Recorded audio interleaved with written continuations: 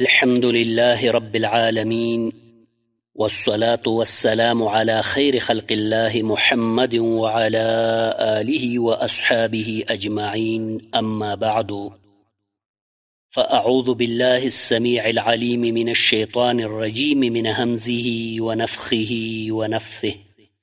رب اشرح لي صدري ويسر لي أمري واحلل عقدة من لساني يفقه قولي. ربي زدني علما ربي زدني علما ربي زدني علما. اللهم صل على محمد وعلى آل محمد كما صليت على إبراهيم وعلى آل إبراهيم إنك حميد مجيد. اللهم بارك على محمد وعلى آل محمد كما باركت على إبراهيم وعلى آل إبراهيم إنك حميد مجيد. زما د دین اسلام محترم و عزتمندو طالبانو ورونو، من د تیر کتاب په مقدماتي او تمهیدي درس کې دا خبره یاد کړه چې د هر کتاب د شروع کولو نه مخکې د یو څو خبرو پیژندل دا په طلابو باندې ضروری وي چې د دې خبرو نه ځان خبر کی او د دې خبرو علم ولري، چې هغه مونږ دا یادونه کړې وه چې نوم د مصنف، نسب د مصنف، پیدایش، وفات، ټول عمر، علمي رحلات، استادان او شاګردان، مسلک او عقیده، د علماو مدح او تزکیه، د کتاب نوم، د کتاب مقام مرتبه، دغه ډول نور تصانیف د مصنف، چې دغه څو خبرې دا مونږ د یو علمي ضرورت په بنا باندې د علماو د اصولو او د اصطلاح موافق کړې وي. هغه خو د تیر کتاب د مصنف متعلق وي. اوس راځو او دا کوم کتاب چې زموږ استاسې په لاسونو کې دی چې دې ته سنن النسائي وایي، د دې د مصنف د حالاتو نه شروع کوو. نو نوم او نسب د دې مصنف چې کوم دی هغه ابو عبد الرحمن احمد بن شعيب بن علي بن سنان بن بحر بن دينار النسائي الخراساني رحمه الله. ابو عبد الرحمن کنیه ده، احمد ابن شعيب یعنی احمد د خپل نوم دی، شعيب پلار دی، علي نیکه دی، او سنان چې دی دا بیا د علي پلار دی، او بحر دا د سنان پلار دی، او دینار دا د بحر پلار دی. نسائي د یو نسبتی تخلص دی او خراساني هم دی. د نسائي نسبت د تسمیه وجه څه شی ده؟ نو نسائي چې کوم دی دا نسا طرف ته نسبت دی. اهل عرب بعض اوقاتو کې حمزه په واو بدلوي. نسوي هم وایي چې د قیاس له مخه بیخي مطابق دی، خو مشهور چې دی هغه نسائي دی. د ابن خلکان رحمه الله په نیز نون او سین دواړو باندې فتحه ده، او دغه حمزه چې کومه ده دا مکسوره ده، چې دا سرخس ته نږدې د خراسان یو مشهور ښار دی چې ویل کېږي چې دا فیروز ابن یزدګرد آباد کړی و. او بعضې حاشیو کې دا هم لیکلي چې دا نسبت نساء یعنی په کسرې د نون دی، ځکه د دوی څلور آزادې اصلي خپلې ښځې وي او وینځې هم ډېرې زیاتې لرلې، او نوې به په سلګونو دراهمو باندې اخیستلې. خو د ده په باره کې میزي رحمه الله لیکلي چې د وینځو ترمنځ به هم تقسیم کولو لکه څنګه به چې د آزادو بیبیانو ترمنځ کولو. د ده په عجایباتو کې دا هم ده چې ده به ډېر عمده خوراک کولو، تر دې چې ده ته به غټ قیمتي چرګان اخیستل کېدل او هغه به ورته په کور کې ساتل کېدل چې ښه به سرب او چاغ او غټ شول، نو هغه به بیا ذبحه کول او خوړل به یې. خو په نسبت کې دغه د نسائی په د نون په کسرې سره دغه غوره نسبت نه دی، بلکې صحیح دا دی چې جمهور اهل علم په همدې باندې دي، او دا مشهور هم په همدې نسائی باندې دی، د نون په فتحي یعنې زبره باندې. پوه شو انشاءالله که نه؟ داسې نه ده چې نسائی چې دی دا صحیح او راجح نه دی چې نسبت یې ښځو ته کېږي، بلکې صحیح خبره ده چې دا نسائی دی، چې نسا قبیلې ته، نسا علاقې ته د دې نسبت کېږي چې سرخس ته نږدې پرته د خراسان د یو مشهور ښار دی.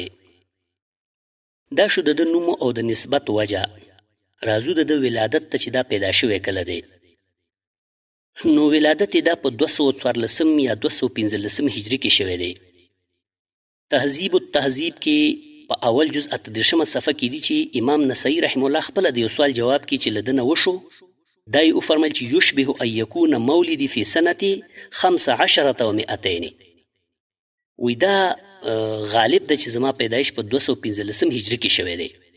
یو قول دا هم دی چې دا په 215 هجري کې پیدا شوی، لکه دا په الوافي بالوفایات د علامه صفدي 2 جز 314 صفحه کې دا قول دی. خو دغه قول بیا امام سخاوي رحمه الله په قطعي ډول سره غلط ګرځولی دی. راځو د وفات سن ته. د وفات متعلق ابن حجر رحم الله فرمایي چې وتوفي بفلسطین یوم الاثنين ل13 خلت من سفر سنة 300 فرمایي دا په فلسطین کې د دوشنبې په ورځ باندې وفات شوی دی چې د سفر د میاشتې 14 ورځې تېرې شوې وي او دا په 303 کال باندې وفات شوی دی. نو چې په دې اعتبار سره موږ بیا د ټول عمر اندازه ولګو نو ټول عمر د 8 کاله راځي. اوس راځو د علمي رحلاتو ته چې علمي سفرونه امام نسائی رحمه الله کم ځای ته کړي دي او علم یې څومره او د چا نه اخیستی دی. د امام نسائی رحمه الله ابتدایي تعلیم متعلق داسې صراحت نه پیدا کیږي چې دی چرته حاصل کړی، خو د خراسان او د ماوراء النهر علاقه همیشه د دیني علومو و فنونو مرکز پاتې شوی چې په تاریخ د اسلام کې دا یوه ځلانده خبره ده، څوک پکې اختلاف نشي کولی، ځکه د دې خاورې نه ډېر نامور علما او فضلا راپورته شوي دي. نو امام نسائی رحمه الله د دغې زرخیزې مایاناز خاورې فرزند دی. نو دا اندازه به درسته وي چې ووایو چې ابتدایي تعلیم یې له همدې ځایه حاصل کړی، والله اعلم. بیا لکه څنګه چې موږ مخکې د ابو داود رحمه الله په ترجمه کې دا ویل چې دغه وخت دا یو علمي دور و، د احادیثو د رسول صلی الله علیه وسلم سره بې حده زیات شغف او محبت د خلکو. نو په دې اساس به خلکو د احادیثو د زده کړې پسې لرې لرې سفرونه کول. نو امام نسائی رحمه الله هم یو د هغو علماو څخه دی چې ډېر لرې لرې د علم پسې سفرونه کړي دي. د ذهبي رحمه الله په قول د ړومبی د حدیثو زده کړې دپاره قتیبه ابن سعید رحمه الله ته سفر کړی او د هغه سره په بغلان کې په 213 هجري کې یو کال پاتې شوی او زیاته زده کړې وي د هغه نه کړې ده. عبارت د ذهبي رحمه الله ده چې کوم په سیر کې دی هغه دا فرمایي چې فرتحل الى قتيبة في سنة 30 و200 فاقام عنده ببغلان سنة فاكثر عنه.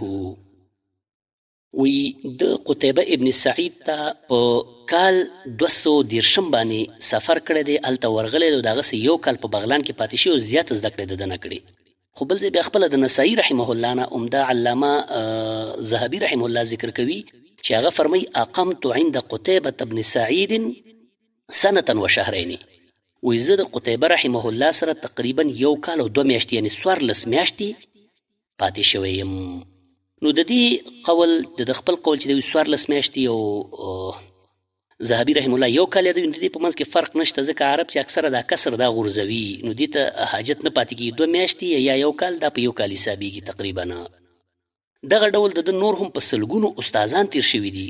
ذهبي رحمه الله په سیر 11 جز 9 و 80 صفحه کې یو طویل تفصیل د استادانو ذکر کړی. آخر کې وایي وخلق کثیر، یعنی سمع من فلان و فلان و فلان، حتی چې بیا وایي وخلق کثیر، یعنی سمع من خلق کثیر، د ډېرو زیاتو خلکو نه وي اورېدل کړي دي او شاګردي کړې ده. حافظ ابن حجر رحمه الله بیا په تهذیب التهذیب اول جز 14 صفحه کې فرمایي سمع من خلائق لا يحصون. فرمایي وي علامه نسائی رحمه الله وي د دومره مخلوقاتونه اورېدل کړي دي، یعنی زده کړې یې کړي دي او احادیث یې اورېدلي دي چې هغه شمار کې نشي راتللی. سبحان الله. نو چې په شمار کې نشي راتلی نو موږ او تاسې به څنګه شمار کوو؟ خو بیا هم د یو څو مشهورو استادانو څخه یادونه کوو چې علماو ذکر کړي دي. هغې کې یو علي ابن حجر، بل هشام ابن عمار، بل عیسی ابن زعبا، بل محمد ابن نصر المروزی، بل اسحاق ابن موسى الانصاري، بل ابراهیم ابن سعد الجوهري، بل ابراهیم ابن یعقوب الجوزجاني، دغه ډول احمد ابن بکار، حسن ابن محمد ابن زعفرانی، عمرو بن زراره، ابو یزید الجرمی، یونس ابن عبد الاعلى، محمد ابن عبد الاعلى، حارث ابن مسکین، حناد ابن سری، محمد ابن بشار، ابو داود السجستانی، نصر ابن علي الجهزمي، يعقوب الدورقي، يوسف ابن واضح المؤدب، محمد ابن مثنى، اسحاق ابن راهوي رحمهم الله اجمعین. بلکې حافظ ابن حجر رحمه الله د فتح الباری په مقدمه کې چې د هدي الساری په نوم ده د هغې په 492 صفحه کې د تصانیفه والروات عنه د عنوان لاندې د امام بخاري رحمه الله د شاګردانو تذکره کړې ده چې یو پکې ابو عبدالرحمن النسائی رحمه الله هم یاد کړی دی، چې د دې نه معلومه شو چې بخاري رحمه الله هم د نسائی رحمه الله په استادانو کې راځي. دا شو د امام نسائی رحمه الله د استادانو یو مختصره یادونه چې ما تاسو ته ذکر کړله. دې سره نور مخصوص زمونږ نشته دی، دا کتاب موږ د دې نه بغیر میلی شو. مقصد دا دی چې تاسو د کتاب او د کتاب د مصنف سره محبت او د دې کتاب ته توجه لږ راواوړي او د دې سره تاسو په دې په یادونه کې خواري وکړئ او محنت وکړئ او الله رب العالمین موږ ته هم د دې توفیق د الله نه غواړو چې راکړي چې موږ هم د دې په ویلو کې حق خو نشو ادا کولی ځکه چې دا خو ډېر غټ کتاب دی او زموږ علمونه ډېر کم دي خو بیا هم د خپل رب نه علم غواړو په دې کې فقاهت غواړو چې الله رب العالمین موږ ته راکړي او موږ د دې صحیح حق ادا کړو ځکه که په دې کې موږ خیانت وکړو یا پکې کمی وکړو یا داسې وکړو چې حق ادا نه کړو نو دا یو لوی امانت دی الله رب العالمین بیا پوښتنه کوي الله رب العالمین دې موږ تاسې د قیامت د ورځې او د سخت حساب نو دارنګ د شرمندګۍ نو الته د خیانت او د دینه چې په ځانم ظلم کړی وي د دې ټولو نه الله رب العالمین موږ تاسو ته نجات راکړي اللهم امین. نو راځو علمي سفرونو ته. نو علمي سفرونه حجاز، عراق، شام، مصر، صغور، خراسان، جزیره او نورو ډیرو علاقو ته کړي عزتمندو او د بشماره محدثینو نه استفادې کړي دي چې موږ مخکې دا خبره تاسو ته ذکر کړه. ذهبي رحمه الله لیکي وجال في طلب العلم في خراسان والحجاز ومصر والعراق والجزيرة والشام والثغور ثم استوطن مصر ورحل الحفاظ إليه ولم يبق له نظير في هذا الشأن. وی داوی د علم په طلب کې خراسان، حجاز یعنی مکه او مدینه، مصر، عراق، جزیره، شام او صغور او دارنګي دی علاقو ته تللی. بیا فرمایي چې مصر خپل ځان د پاره د اوسېدو ځای غوره کړ چې هلته اوسېده. ورحل الحفاظ الیه وی حافظان چې هغه به دته ورتلل د احادیثو حفاظ او د دنه به زده کړې کولې. بیا فرمایي ولم یبق له نظیر فی هذا الشأن او په دې شان کې د یو مثال نو پاتې شوی، یعنی د دې یو مثال نه دی پاتې شوی چې د نسائی رحم الله سره خکرو جنگوي او د په شان توي په علم او په حفظ کې. علامه میزی رحمه الله د متعلق په تهذیب الکمال اول جز 309 صفحه کې لیکي فرمایي طاف البلاد وی دا په خارونو کې ګرځېدلی دی. وسمع بخراسان والعراق والحجاز ومصر والشام والجزيرة من جماعة يطول ذکرهم. وی طاف البلاد دا په ډېرو خارونو کې ګرځېدلی د احادیثو پسې. په خراسان کې زده کړې کړي، په عراق کې کړي دي، په حجاز کې کړي دي، په مصر کې کړي دي، په شام کې کړي دي او په جزیره د عربو کې کړي دي. من جماعة يطول ذکرهم د دومره لوی جماعت نه دا زده کړې کړي دي چې د هغې یادونه ډېره اوږدېږي، یعنی طول راولي که هغه موږ یادوو. دغه ډول مسلک د نسائی رحمه الله ته راځو چې د مسلک څه شی و. بعضې اهل علم شافعیت ته منسوبوي لکه ذهبي رحمه الله د ابن الاسیر په حواله لیکي وی قال ابن الاسیر في اول جامع الاصول كان شافعيا له مناسك على مذهب الشافعي. وی ابن اسیر د خپل کتاب جامع الاصول په ابتدا کې دا خبره کړې ده چې دغه نسائی رحمه الله د شافعي المسلک و ځکه د ډېرې فتاوی او ډېر مسائل چې دا د شافعي مذهب سره لګېدله. لکن که موږ دې باب کې لږ تحقیق وکړو نو دا خبره حق ثابتېږي چې موصوف شافعي المذهب نه و، ځکه د یو چا د فتوی او عمل نه دا نه ثابتېږي چې هغه د هغه مقلد شي چې کله د فتوا د هغه سره موافق شي. بیا لا داسې شخصیت چې د زرګونو احادیثو حافظ او امام او فقیه انسان یو ټولو مسلمانانو په امامت او دارنګې په فقاهت باندې اتفاق کړی وي، نو حقیقت دا دی چې د ده مسلک هم د نورو امامانو محدثینو غوندې کتاب و سنتو. او دا خبره ابن تیمیه رحم الله هم کړې ده. هغه نه سوال شوی چې دا محدثین مقلدین او که مجتهدین. دلته به یو خبره وکړم ځکه دا سوال نن سبا یوه ناولې فتنه ګرځېدلې ده زما عزتمندو. زر زر به درته دا ووایي چې ته مجتهد یې که مقلد. نو که مجتهد نه نو خامخا به د یو نه یو کس تقلید کوي، خو معترض دومره سوچ نه کوي چې دا د الله په کتاب او د رسول صلی الله علیه وسلم په سنت کې په کوم ځای کې دي چې انسان به یا مجتهد وي یا به مقلد وي. زه دغه مجتهدین چې لا د اجتهاد درجې ته نه ورسېدلي دوی د چا تقلید کولو دغه وخت د هغه مجتهد نوم وښایه راته که نه. که نه کولو ته غیر مجتهد ته تقلید واجبوي نو دغه مجتهد بیا د اجتهاد تر حصوله چې لا مجتهد نو ولې دغه واجب نه عملي کاوه؟ نو موږ جواب دا کوو چې په قرآن کې په اتباع او په طاعت د الله او د هغه د رسول امر شوی او د هغه چا چې د شرعي نظام او اسلامي حکومت او خلافت امیران وي او که حق پرس علما وي د هغوی ته طاعت امر شوی دی چې کله د هغوی طاعت د کتاب او سنت په رڼا او موافقت کې وي او د هغې مخالف نه وي چې په دې طریقې سره موږ ټول متبعین او مطیعین ګرځېږو. ځکه الله فرمایي فاسألوا اهل الذکر ان کنتم لا تعلمون. د اهل ذکرو نه تپوس وکئ تاسو، یعنی د اهل ذکر نه مراد علما دي، د دوی نه تپوس وکئ که چېرته تاسو په یو مسله نه پوهېږئ. ګوره دې آیت کې د اهل ذکر نه مراد د کتاب او سنت حق پرس علما دي، ځکه ذکر د وحي نوم دی چې اطلاق په کتاب او سنت دواړو باندې کیږي. الله فرمایي کنه انا نحن نزلنا الذکر وانا له لحافظون. دغه ډول په سورة الطه کې فرمایي ومن اعرض عن ذکري فان له معیشة ضنکا ونحشره یوم القیامة اعما. په سورة النحل کې فرمای وانزلنا الیک الذکر لتبین للناس ما نزل الیهم ولعلهم یتفکرون. دلته وګوره په دې ټولو آیاتونو کې د ذکر نه مراد د الله نازل کرده قرآن او وحی ده. دغه ډول قرآن چې دی دا اجمال دی، نو احادیث تفصیل دی. قرآن که مبهمات لري نو احادیث د هغې تفصیل کړی دی او شرح کړی ده.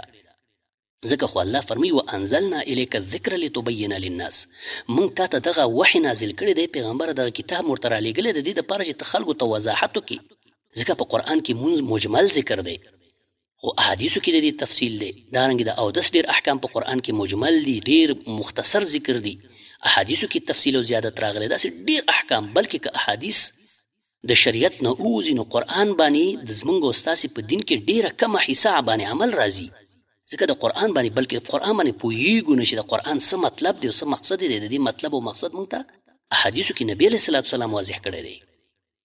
راځو دلته چې دوی ته وایو چې که دلته د فسألو د دې آیات نه تقلید ثابتوي، لکه دوی دا وایي که نه چې فسألو اهل الذکر د دې نه مراد دوی تقلید دی، نو دوی ته دا وایي که د دې نه تقلید ثابتوي نو بیا راته ووایي چې دا صرف موږ ته راغلی دا آیات، که صحابو تابعینو ته هم متوجه وو، که نه هغوی ورباندې بیخي عمل نه دی کړی.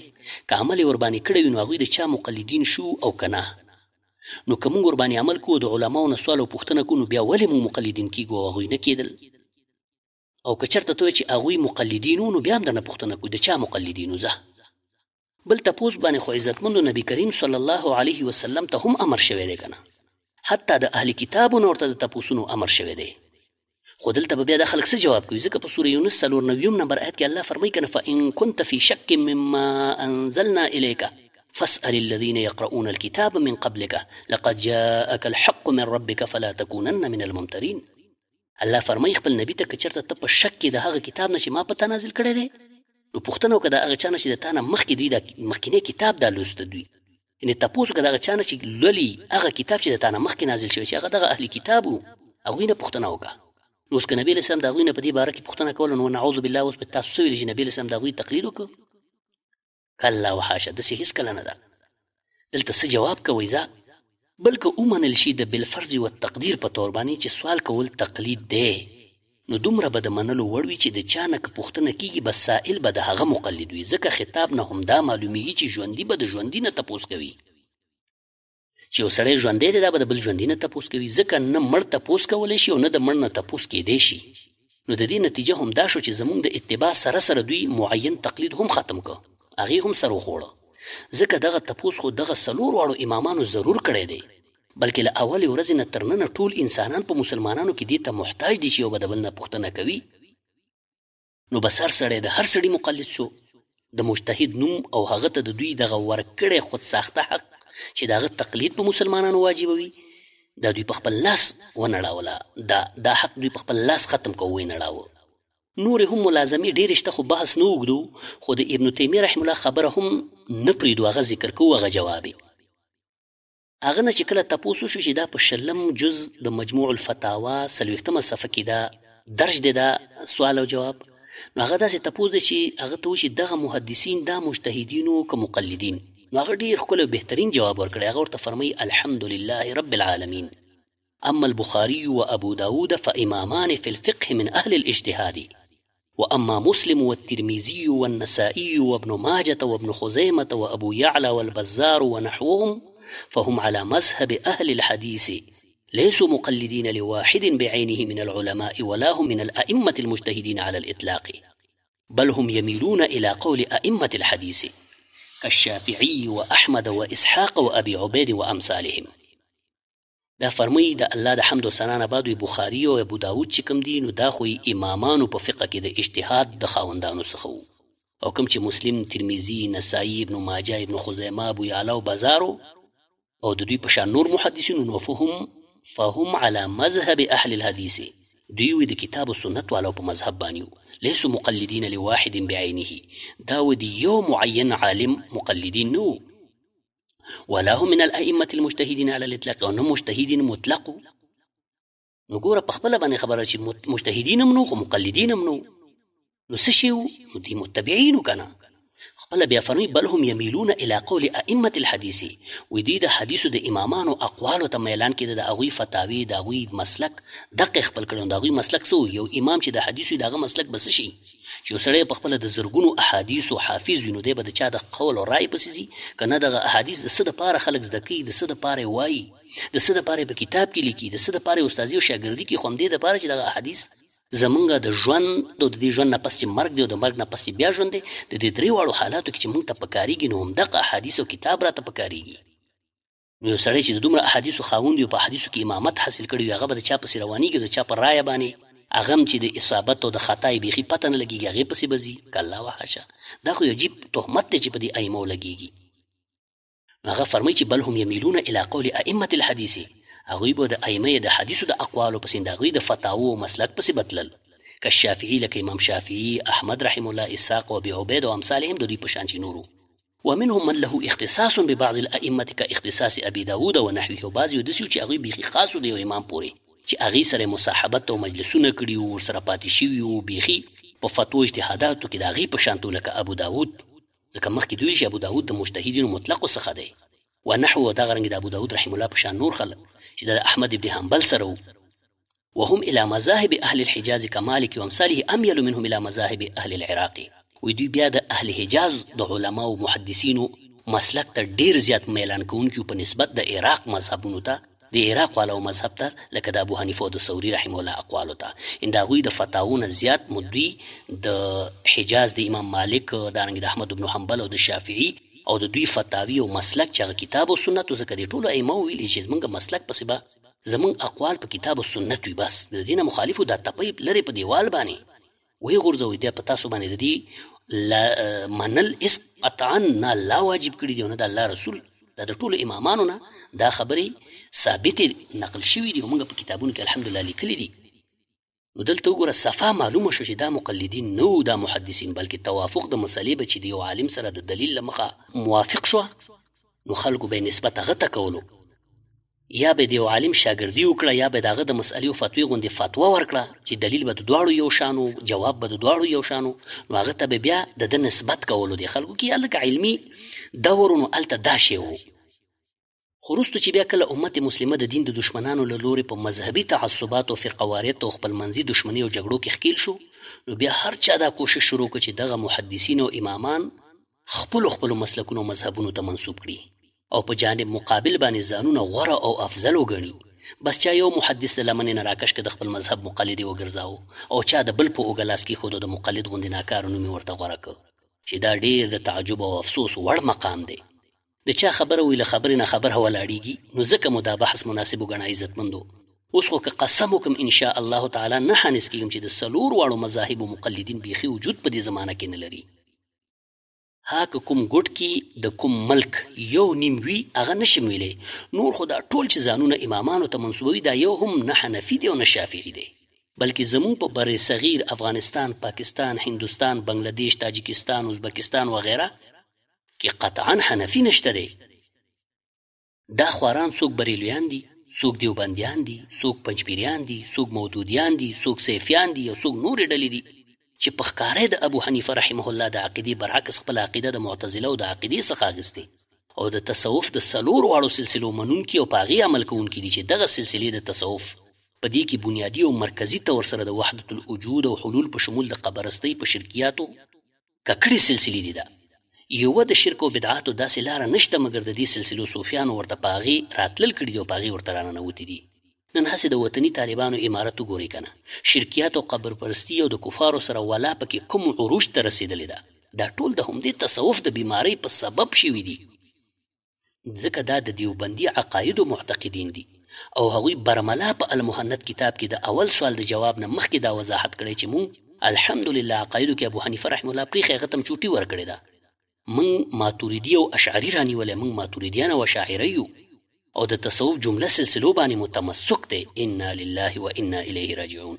خیر تاسو ستړي کېږئ مه، بحث وګد شو خو انشاء الله تعالی چې بې فایدې به نه وي.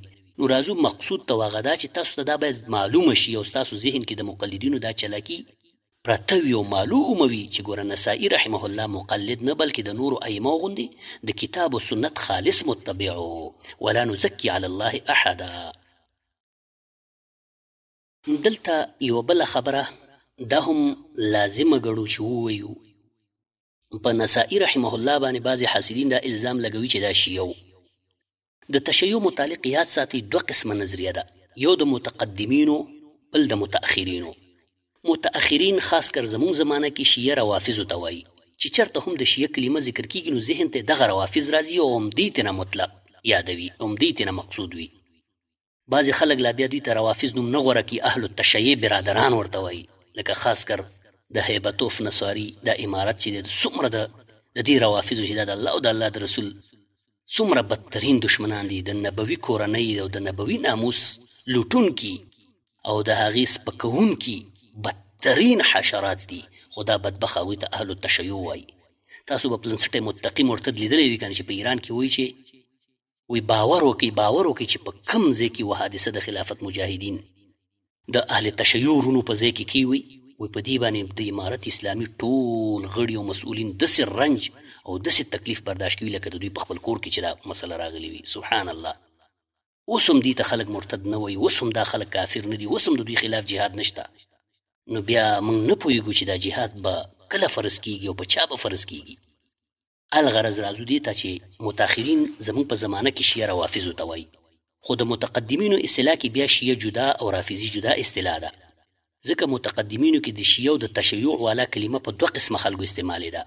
یو چې علي رضی الله تعالی عنه به په جمله صحابه غوره ګڼلو بغیر له دې چې د نورو صحابو تکفیر او یا تفسیق او توهین وکړي، چې د دې جملې څخه ابو الاسود الدولي چې د نحو واضع یادیږي او د هغه شاګرد ابو سعید یحیی بن یعمر چې د بصرې د قراء څخه یو قاری دی او سالم ابن ابي حفصه چې دوی ټول د دې نظریې لرونکي وو.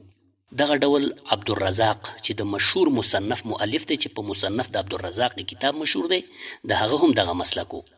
دغه ډول ابو یوسف یعقوب ابن اسحاق چې په ابن سکیت مشهور دی د اصلاح المنطق کتاب لیکونکی دی او مشهور لغوي او نحوي دی، د هغه هم دا نظریه وه. دا په تاریخ دمشق 4 جز 150 صفحه کې ابن عساکر رحمه الله ذکر کړي. خو په مسلمانانو کې هیڅ چا د دوی تکفیر او تفسیق په دې نظریه نه دی کړی، اگر چې دوی په دې نظر کې په خطا او خو سبب د تفسیق او تکفیر قطعا نه ګرځېږي. دویم هغه چاته هم د شیعه کلمه استعمالیږي چې علي رضی الله عنه په معاویه رضی الله عنه افضل ګڼي فقط، او د معاویه رضی الله عنه فضایل نه ذکر کوي، بس نور بد مت او توهین دا ورته نه کوي. نو دې ته هم د شیعت نسبت کیږي. نسائی رحمه الله ته په دې نسبت بعضو مؤرخینو لږ تشیع ثابت کړی دی، لکه ذهبي رحمه الله کمالی اوصاف ذکر کوي، حتی چې د امام بخاری رحمه الله سره موازنه ذکر کوي. خو د دې ترڅنګ دا هم وایي چې الا ان فيه قلیل التشیع وانحراف عن خصوم الامام علي كمعاویه وعمر والله يسامحه. وی دومره ده چې سړی خو غوره سړی دی د امام بخاري رحم الله سره هم جوګه دی، خو دومره ده چې لږ تشیع پکې دی او انحراف پکې دی، یعنی مخ اړول دی پکې د هغه چا نه چې هغه د علي رضی الله تعالی عنه جګړه مارو لکه معاویه رضی الله عنه او عمرو بن العاص یادوي. بیا فرموي والله یسامحه، او الله رب العالمین به ورته معافي وکړي او نرمي به وکړي ورسره.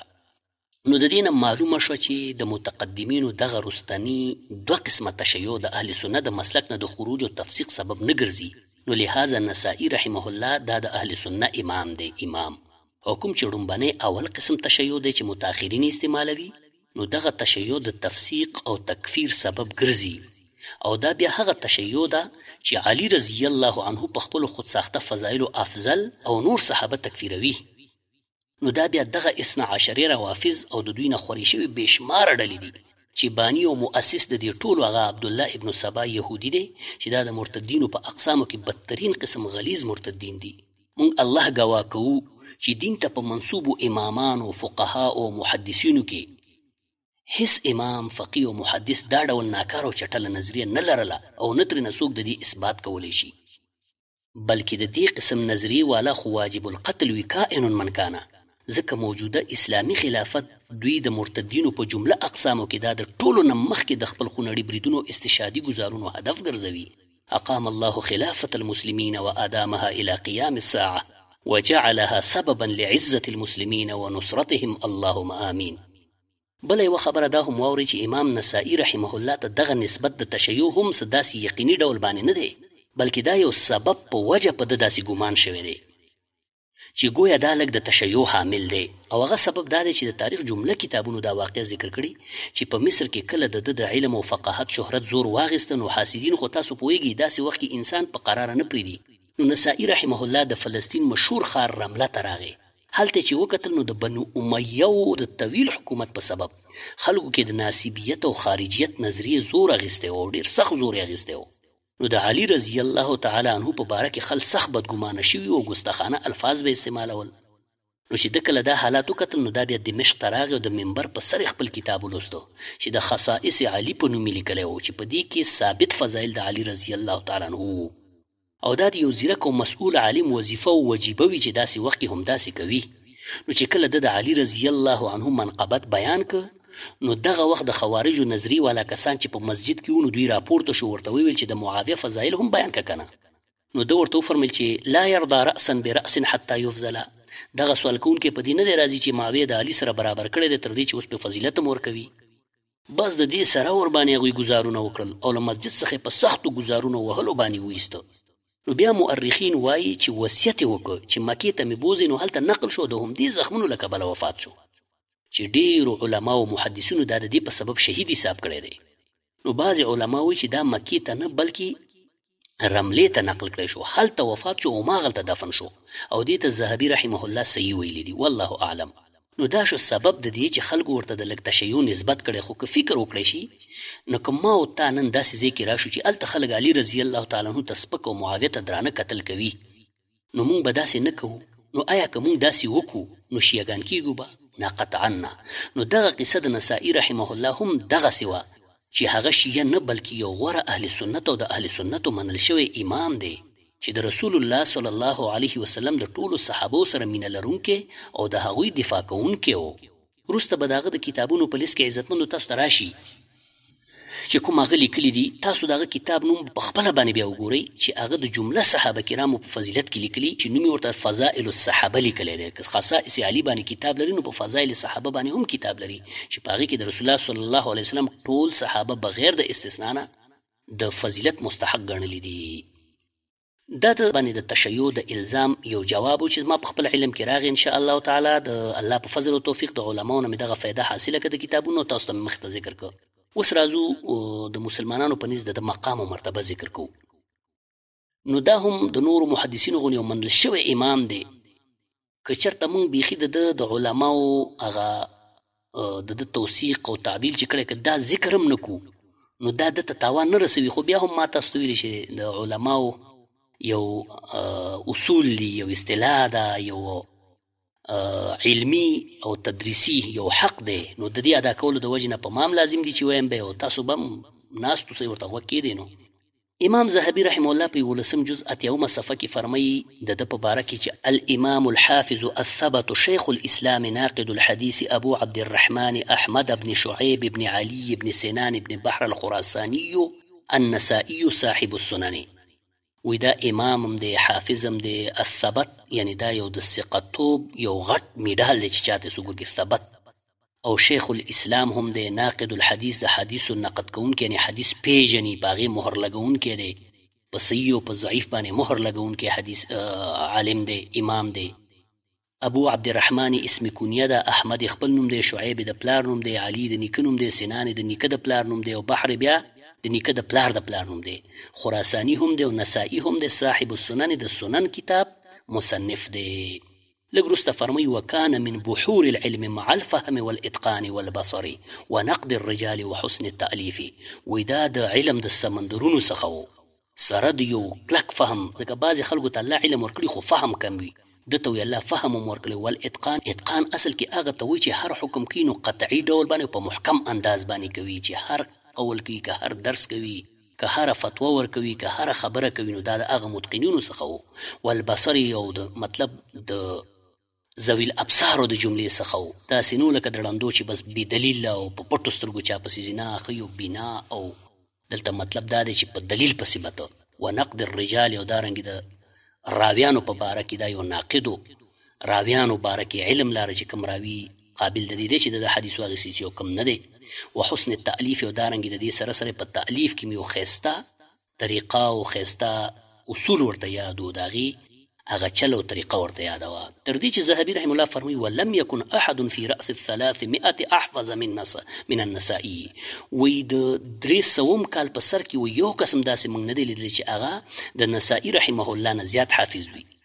بیا فرمایي هو احزق بالحديث وعلله ورجاله. وی دې ډیر ماهر او ډیر زیرکو په حدیثو باندې، داغي په علتونو باندې او داغي په رجالو په معلوماتو کې. من مسلم د مسلم رحمه الله نه، ومن ابي داود او د ابي داود رحمه الله نه، ومن ابي عيسى او د ابو عيسى الترمذي رحمه الله نه. بیا فرمایي وهو جار في مزمار البخاري وابي زرعه. وی زبداوي چې دا د بخاري او ابو زرعه رحمه الله سره په یو صف کې حسابېده، یعنی په یو لار ورسره ته او په یو سایه ورسره کېناسته. یعنی مطلب د دې نه دا دی چې د هغوی همسیال او همصفته په دې صفاتو کې.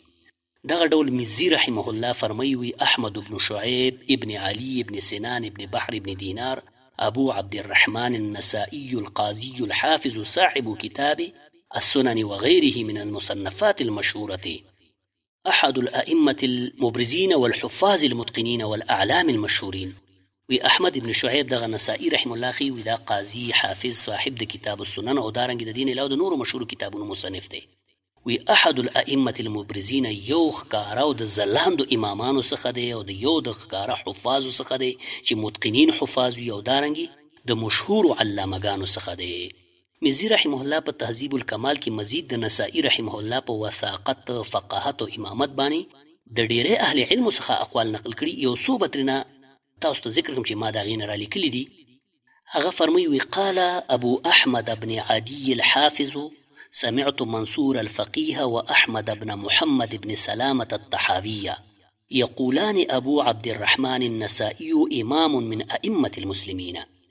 وی ابو احمد ابن عدي الحافظ دوی ویلي چې ما د منصور الفقيه او د احمد ابن محمد ابن سلامه دغه مشهور امام طحاوي الحنفي رحمه الله دی. و د دې دواړو نه مې واورېدل چې هغوی ویلي چې ابو عبدالرحمن النسائي چې دی امام من ائمة المسلمین، دا د مسلمانانو د امامانو څخه دی. دغه ډول فرمایي وی وقال ايضا اخبرني محمد بن سعد الباوردي قال ذكرت لقاسم المطرز ابا عبد الرحمن النسائي فقال هو امام او يستحق ان يكون اماما او كما قال. وی دغه ابو احمد ابن عدي الحافظ وی چې ماته محمد ابن سعد الباوردي ویلی دی چې ما قاسم المطرز ته د ابو عبدالرحمن النسائي باره کې یادونه وکړه چې دا څنګه سړی دی. وی دغه مطرز راته وفرمیل چې هو امام، دا امام دی، او یې داسې ویل چې یستحق ان یکون اماما، دا مستحق دی د دې چې امام شي، او یې راته د دې په شان خبره وکړله. دغه ډول علي بن عمر فرمایي وی کان ابو عبدالرحمن النسائي افقه مشائخ مصر في عصره واعرفهم بالصحيح والسقيم من الاثار واعلمهم بالرجال. وی ابو عبدالرحمن النسائي چې دا د مصر کې په خپلو هم عصر ټولو مشایخو باندې زیات فقیه او په هغوی باندې زیات خبر لرونکي او په هغوی باندې د صحیح او سقیم احادیثو په مابین کې او دارنګې په هغوی ټولو باندې زیات عالمو د احادیثو د رجالو په باره کې. چې دا یو څو اقوال ما تاسو ته د مزي رحمه الله د تهذیب الکمال او د بعضې د دې نه راغیستي دي، او دارنګې مخکې ما تاسو ته د سیر اعلام نبلا په حوالې سره هم د تزکیه او د تعدیل باره خبرې تاسو ته وکړلې. نو الله رب العالمین دې زموږ او ستاسې دغه چې کوم درس دی او دا وایو رب العالمین دې زموږ په خوله باندې صحیح خبرې، حق خبرې او د خپل رضا دپاره دا راولي، او موږ تاسو ټول ته د الله د عمل کولو توفیق را نصیب کړي. او الله رب العالمین دې زموږ او ستاسې حشر هم د دغه محدثینو، امامانو د دین او فقهاو محدثینو مسلمانانو سره د قیامت په ورځ د صالحینو په صف کې وکړي. سبحانك اللهم وبحمدك اشهد ان لا اله الا انت استغفرك واتوب اليك. ان شاء الله تعالی دې کې چې پاتې کوم بحث دی هغه به ان شاء الله تعالی په سباني درس کې وایو. والسلام علیکم ورحمة الله وبرکاته.